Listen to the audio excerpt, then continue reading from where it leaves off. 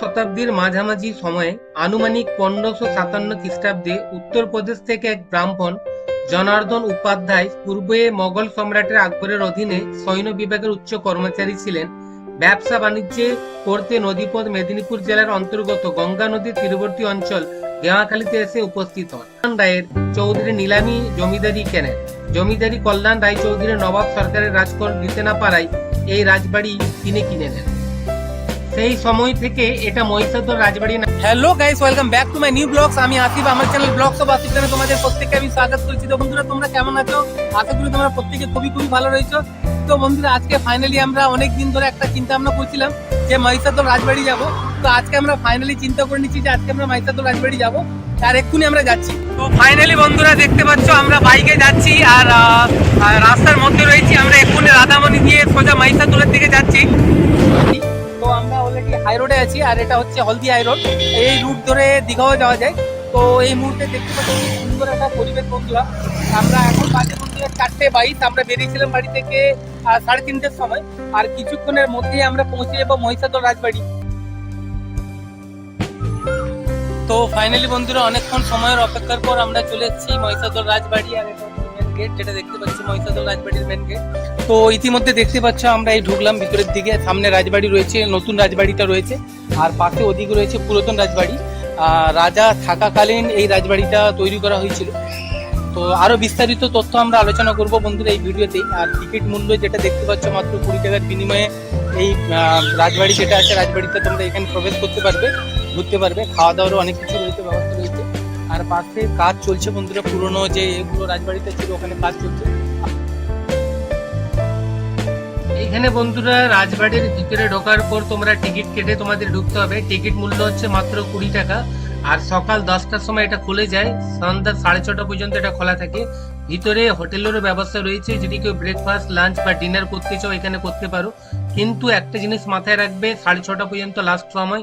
6:30টার পরে যদি কেউ আসো এখানে ঢুকতে পারবে না, মানে ভিতরে যে রাজবাড়িটা রয়েছে রাজবাড়ির ভিতরে ঢুকতে পারবে না। এই সেই রাজবাড়ি বন্ধুরা যেটা আমরা আজকে মহিষাদল রাজবাড়ি নামে যেটা পরিচিত, কিন্তু এটা 1557 খ্রিস্টাব্দে মোগল সম্রাটের সময় থেকে বিভিন্ন সময় হস্তান্তর হয়ে এখন যে রাজবাড়িটা যার দায়িত্বে রয়েছেন তিনি হচ্ছে রুদ্রপ্রসাদ গর্গ। ওনার দায়িত্বে রাজবাড়িটা এখন রয়েছেন। তো আগের যুগে যাতায়াতের মধ্যে বন্ধুরা দেখতে পাচ্ছি এরকম একটা পালকি ছিল। এই পালকিতে করে সামনের দিকে 2-3 জন আর পেছনের দিকে 2-3 জন করে মেয়েদের, মানে রাজবাড়ি বা জমিদার বাড়ির মেয়েদেরকে এক জায়গা থেকে অন্য জায়গায় নিয়ে যাওয়া হতো।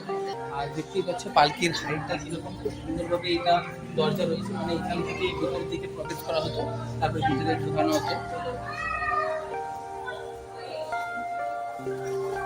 এটা হচ্ছে রাজার বিশ্রামাগার, মানে এইখানে রাজা বিশ্রাম নিতেন। তো ফটো অ্যালাউ নেই বন্ধুরা, মানে কোনো ভিডিও ফটো অ্যালাউ করতে এখানে নিষেধ করা হয়েছে। তো দেখতে হারে তাদের হাইট ছিল আগেকার যুগে, তখন তারা এই বিশ্রামগারটি, মানে খাটের এতে ওনারা বসে এখানে বিশ্রাম নিতেন। আগেকার সময় রাজা মহারাজাদের বন্ধুরা শিকারেরও প্রচন্ড পরিমাণে নেশা ছিল। তারা শিকারে বেরোতেন, দেখতে পাচ্ছ তারা ছবি তুলে ছবিগুলো এখানে রেখে দিয়ে গেছেন। এখানে কিছু ফটো লাগানো হয়েছে, আগেকার যে শিকার কিভাবে করা হতো সেই ছবিগুলো এখানে দেওয়া হয়েছে বন্ধুরা দেখতে পাচ্ছ। আগেকার যুগে যে সামনে দেখতে পাচ্ছ হাতিকে কিভাবে শিকার করা হয়েছে, রাজারা মিলে যে শিকারগুলো করেছিলেন, এখানে তার একটা ঐতিহ্য ফটো ফ্রেমের মাধ্যমে বাঁধিয়ে রাখা হয়েছে।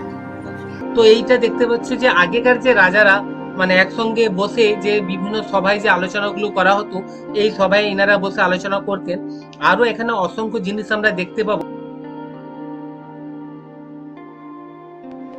আগেকার সময় যে বাষ্পচালিত রেল ইঞ্জিন আবিষ্কার হয়েছিল তার একটা উপযুক্ত প্রমাণ আমরা দেখেছি সেই সময় ছিল। আর এটা বন্ধুরা একটা গ্যাস লাইট, মানে এটাকে গ্যাসের মাধ্যমে এই লাইটটা জ্বলতো। আগেকার সময় তো ইলেকট্রিক ছিল না, তাই এই গ্যাস লাইটের মাধ্যম দিয়েই আলোকিত হতো। আর তার সাথে সাথে আগেকার যে ক্যালেন্ডারগুলো আমরা দেখতে পাচ্ছি কিভাবে ক্যালেন্ডারগুলো আগে তৈরি হতো। তো এরকম অসংখ্য ঐতিহাসিক জিনিসগুলো বন্ধুরা আমরা এই ভিডিওতে তুলে ধরার চেষ্টা করেছি। তো ভিডিওটাকে তোমরা এক্ষুনি বন্ধুরা যারা এখনো সাবস্ক্রাইব করনি আমাদের চ্যানেলটাকে এক্ষুনি সাবস্ক্রাইব করে দিও। এইখানে বন্ধুরা আমরা পুরো 1557 খ্রিস্টাব্দ থেকে 2012 পর্যন্ত যে রাজার বংশ তালিকা আমরা দিয়েছি, এটা আপনারা একটু দেখে নেবেন। এইখানে ডিটেলসে দেওয়া রয়েছে যে কিভাবে রাজবাড়িটা কার হাত থেকে কার হাতে হস্তান্তর হয়েছে। তো সমস্ত কিছু ডিটেলসে আমরা এখানে ভিডিও আকারে এখানে দিয়েছি, তোমরা এটা দেখে নেবে, তাহলে তোমাদের অনেকটাই আইডিয়া হয়ে যাবে। আর এটা হচ্ছে 1557 মানে ষোড়শ শতাব্দী মোগল সম্রাটের আমল থেকে 2012 পর্যন্ত পুরো ডিটেলস বংশ তালিকা দেওয়া রয়েছে। বন্ধুরা এই মুহূর্তে আমরা একদম রাত্রের দিক করে ভিউটা নিচ্ছি, দেখতেই পাচ্ছ যে মহিষাদল রাজবাড়ির রাত্রের ভিউটা, আর লাইটিংয়ে কি সুন্দর লাগছে দেখতে পাচ্ছ। আর আশেপাশে অনেকগুলো রেস্টুরেন্টও রয়েছে বন্ধুরা। তো এই রেস্টুরেন্টে তোমরা গিয়ে ব্রেকফাস্ট, ইভিনিং টাইমে যে কোনো টিফিন করতে পারো তোমরা।